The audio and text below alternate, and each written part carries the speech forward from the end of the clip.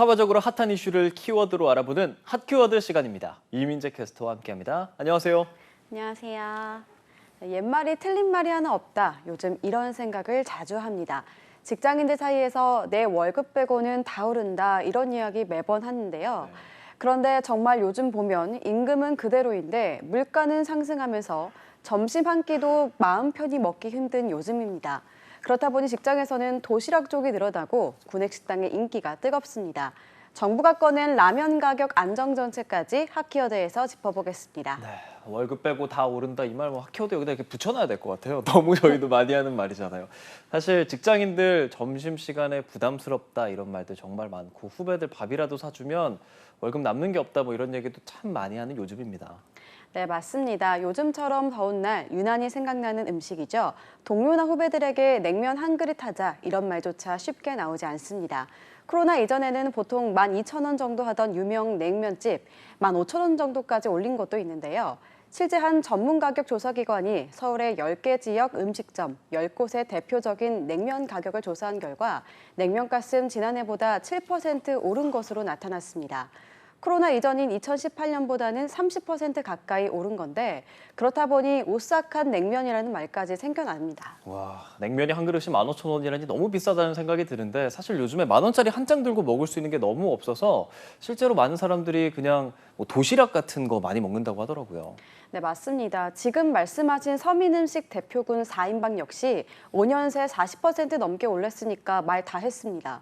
그렇다 보니 구내식당을 찾는 발길이 부쩍 늘었는데요. 올해 1분기 단체급식 사업을 하는 대기업들의 실적은 지난해 같은 기간보다 많게는 80% 가까이 오른 것으로 나타났습니다.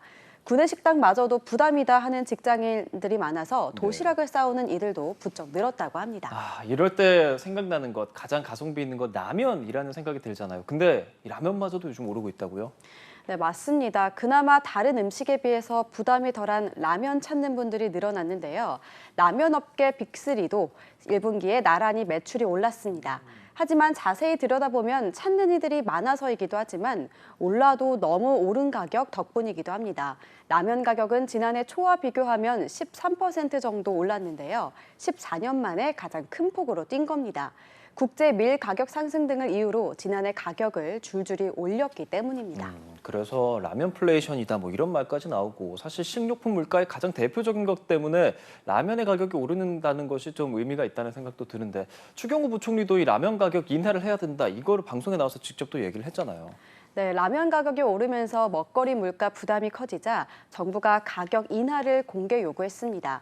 그 이유는 국제 밀 가격은 오히려 같은 기간 절반 가까이 떨어졌기 때문입니다. 쉽게 말해서 밀 가격이 오를 때는 발빠르게 올리더니 국제 밀 가격 내림세에는 오른 가격으로 그냥 두고 있다는 지적인 건데요. 네, 정부가 이렇게 가격을 좀 압박하고 있는 상황인데 라면 업계는 어떤 입장을 내놓고 있나요? 네, 정부가 하루 만에 라면 업계는 가격 인하 등 소비자 부담 완화 방안을 찾고 있다고 밝혔습니다. 하지만 라면 업체들이 가격을 인하할지 한다면 언제 어느 폭으로 할지는 불투명합니다. 일부 업체들은 국제 밀시세 등 원재료 값이 내림세를 보이는 것은 맞지만 여전히 예년보다 높고 물류비가 올랐기 때문인데요.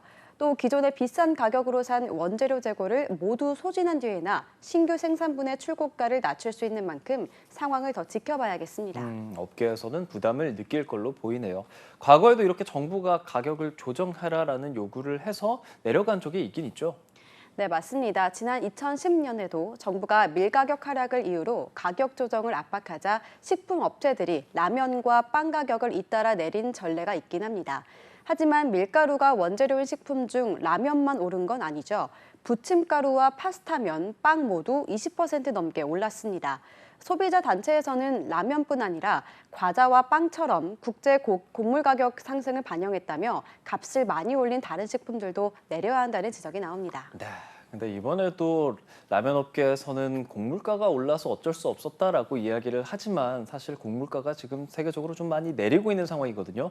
올릴 때는 잘 올리고 내릴 때는 안 내리고 이걸 좀 우리 월급에도 적용시키면 어떨까 싶습니다. 지금까지 핫키워드 이민재 캐스터와 함께했습니다. 고맙습니다.